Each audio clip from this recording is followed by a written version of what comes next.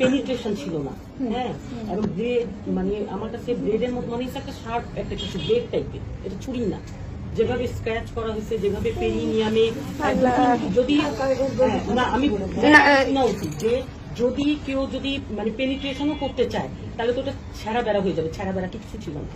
আর যদি আপনার মানে ও যদি পেনিট্রেশন কেটে করতে চায়, অনেক সময় অনেক মানে এরকম দেখা যায় অ্যাবিউজ লোকজন থাকে তারা করে, তো অ্যাবিউসিভ লোকজন, তখন ওর কিন্তু এই মিড লাইনে এরকম ইয়া থাকে, কিন্তু ওর ইন্ট্রয়েটাস থেকে যেখানে পেনিট্রেশনটা করবে তার থেকে ওপেনিং থেকে অনেক দূরে মানে একটু অ্যাওয়ে ছিল ওই কাটাটা, একটা 1 সেন্টিমিটার মানে লেন্থ ছিল, একটা 5 o'clock পজিশনে যদি আমরা ক্লক ওয়াইজ ধরি, এবং ডেপথটা 5 সেন্টিমিটার ছিল, এবং স্ক্র্যাচ মার্কগুলো জাস্ট হলো মানে একদম খুব গুছায়া একদম দুইটা একদম অ্যারিওলা ব্রেস্টের যে অ্যারিওলা বরাবরই ওরকম স্ক্র্যাচ করা দুইটা ব্রেস্টে।